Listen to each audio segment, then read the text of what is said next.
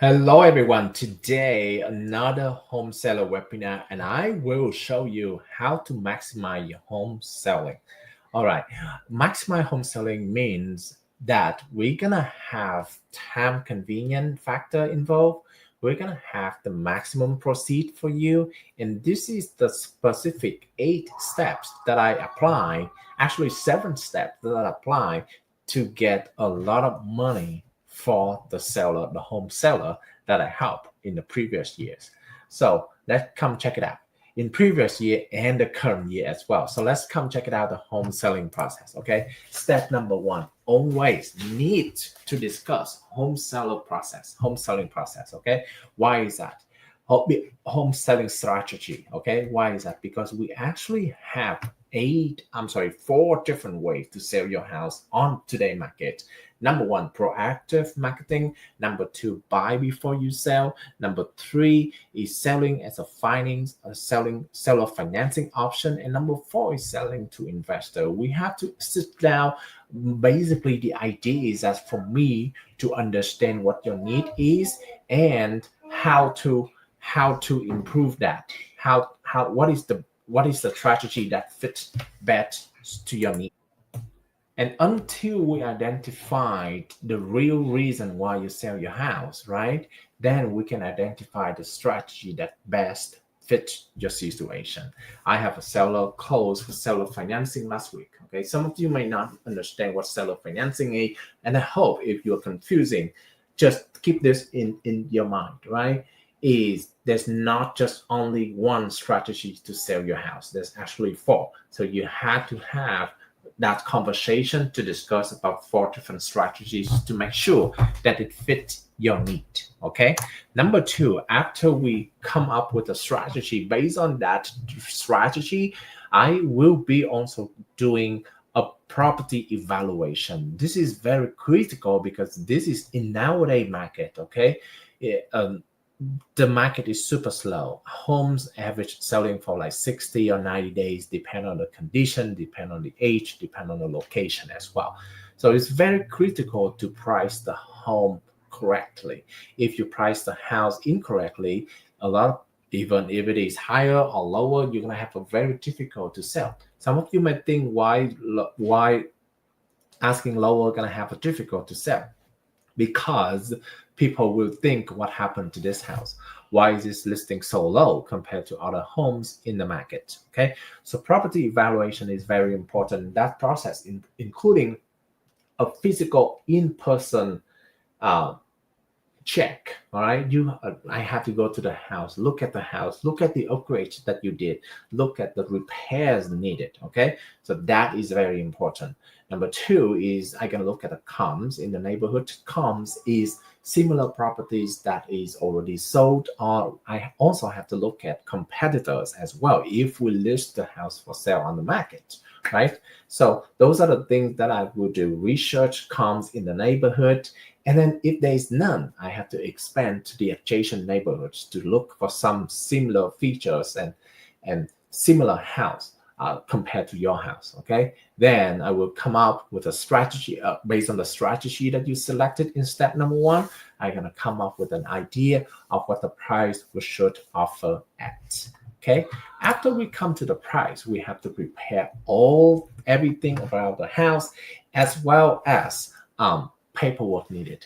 All right, there's a lot of information. For example, we have to first of all sign a listing agreement in which specify the terms of contract between me and yourself, and then you also have to determine the offer price as well as the commission. Okay, but the more important document we need to work together is called a seller disclosure document. Okay, or spot. That is the term that Realtor use. Okay, but it's basically a seller disclosure by law. Okay, by law, it is required that anything you know about a property you have to disclose to the buyers. Okay, even if you're like, I'm not sure, should I disclose it? You disclose it. Okay, when in doubt, disclose it. Okay, so that is something that we work together. I'm gonna ask you like 120 something questions, and then how you're going to answer those questions accordingly. Okay, so I will help you working on that as well. Some of the example question like, is it a vacant property? Is it a rental property? What is the age of the AC? What is the age of the roof? Is there any leak happening? Is there any problem with the AC system? Those are the things that I will help you understand and then fill out the disclosure correctly. All right. So that preparing the house is on the other thing of in addition to the paperwork is also preparing the house, right? Not sure about your house, but my house is very messy because I have two boys and they are very active and they play toys all the time, right? So if we are leaving the house in that condition, it's not going to be ready to show right away. Okay, when the potential home buyers come in, and the house is messy, then they will not be able, like, it turn them down. Okay, so we have to prepare for the house in the better condition, cleaner, and then therefore there will be more interesting in the property. Okay, so those are the things that I will need to discuss. And you know why? How do I do that? Based on the property evaluation, because remember, I provide a service to see you in person, to see the house in person, and therefore give a good recommendation for what needs to be done. Okay, next step is we are going to create all the marketing materials. Okay, that's including the professional photos, professional videographer. That's also gonna including create open house flyers, open house mailer, videos, and then all kind of marketing campaign that I'm going to do to get everything ready to get started advertising your property. All right, that step number 4 is very critical, and that is actually the conclusion of the preparation phase. Okay, those are just to prepare, right? And depend on whether you step number 1 and number 2 is fairly simple. Step number 2, 3 is normally take a long time. Some of you might ask, well, how long does it take for me to prepare?